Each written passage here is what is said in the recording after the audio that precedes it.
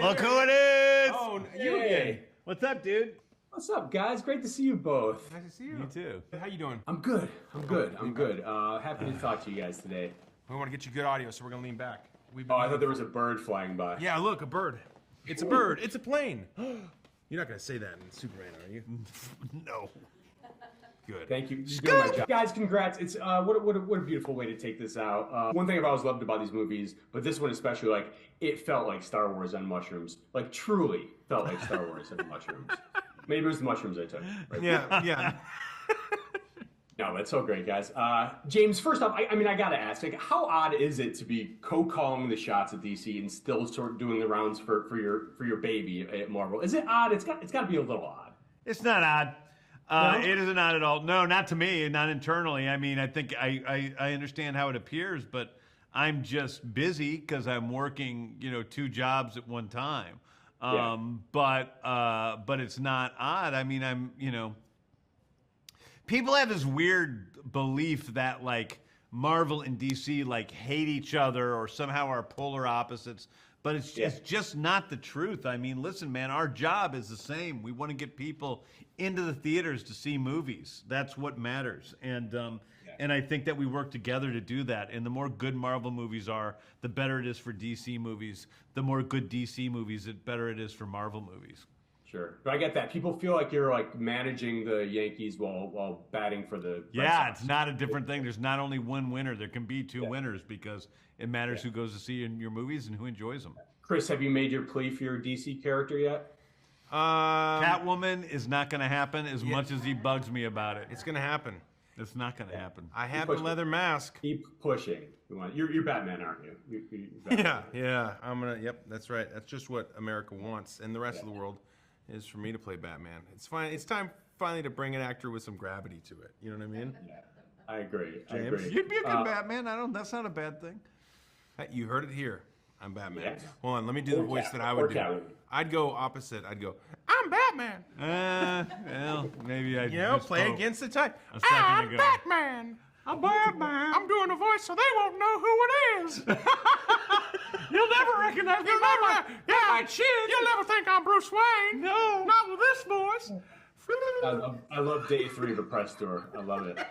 I know we want to keep things spoiler free, so I actually want to go back to the beginning of your journeys with Guardians today. I mean, Chris, you've talked about recently how you went out for Cap and Thor first, even though you didn't get those. Do you think those auditions sort of helped set you up to ultimately land Star-Lord? No!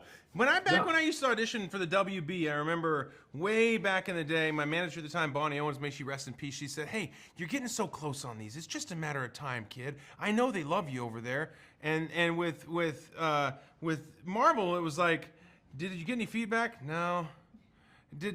But did they say, what did they say? They said you were kind of sweaty. I'm like, son of a bitch. And I wasn't even getting closer, I was getting further away. I was like, I'm done auditioning for these people. And it was like, So, and I didn't even audition for Thor. I auditioned to be like one of his sidekicks or something like that. And I still didn't even get a call back, right? My manager's here I auditioned for everything. And not just Marvel. Every movie, everything where they needed some guy that looked like me who had the it factor. They were like, I just see their eyes glaze over the minute I walked in the room. I just wasn't ready then, like I was when I met James. But hey, consider it all a blessing when you go through hardships because it builds up your perseverance. Yeah. Right. I mean, I don't want to say the Guardians were dismissed when we first heard that Volume 1 was coming, but there was some doubt, right? Like we're called Marvel's B team, all that. Did you guys feel like you were underdogs starring this trilogy? I feel like anybody that called us Marvel's B team was giving us a compliment because I saw mostly Z-grade heroes. This movie's gonna bomb. No one wants to see these guys. That was just all over my feed, after the movie was announced. And and it's funny because Chris gave a speech the last day of shooting in which he had looked up all these old terrible reviews talking about how we were going to be Marvel's first bomb and started reading them off about how bad the movie was going to be and how nobody was going to see it. And here we are now on the 3rd one and a Christmas special and 2 Avengers movies and a Thor movie, and it's like crazy. Well, it really does speak to the nature of the outside-in thinking when industry and art meet. Folks tend to believe that the reach of a title is the recipe for its success, but it's not. the filmmaker, the idea, the creativity, and sometimes being unbridled by previous iterations of a film actually give you freedom to do something original, something different, and then you become the thing that other people are trying to touch. And so really it's all about, you know, it could have been anything. If you give James Gunn free range and a big budget and allow his imagination and his, you know, ability to curate great music and compose amazing shots and direct great performances and pick actors and write dialogue. You let him get a crack at anything. He could. It's his story. It didn't matter the reach. It didn't matter. Thankfully, Marvel was a big enough tent pole umbrella factory there to be able to pull anything up and get the budget to make it. But man, it could have been anything. If you give it to James, it's going to be successful. Yeah, it's been proven. There are some bold swings in Volume 3, setting wise, character wise, everything wise. James, did you feel like, you know, because this was the end of the trilogy, you had sort of license to get bolder than ever? Well, I think you need to get bolder. I think that, you know, I see the 3 movies as being they're a trilogy, but they're also one story. And anybody knows that in the third act, you have to heighten the stakes. It has to become more emotional. It has to become more, you know, active. It has to become harder hitting. And, you know, things are building. And so, of course, I knew that, you know, Volume 3 was going to be the most intense of the Guardians films. Yeah. Chris, how has playing Peter changed you? We're going to get deep. Well, I had to get in shape. It's given me confidence that I didn't have before. It was the last thing I auditioned for. So for 10 plus years, I've been able to just get roles based on the fact that I had done that role. I didn't have to audition for anything. That's pretty cool. It gave me a handful of really important friendships and relationships in my life that I'll foster forever. And it's shifted my career into a place that I honestly never could have possibly imagined. And for that, I'm just so grateful. Where do you guys want to see the Guardians go from here?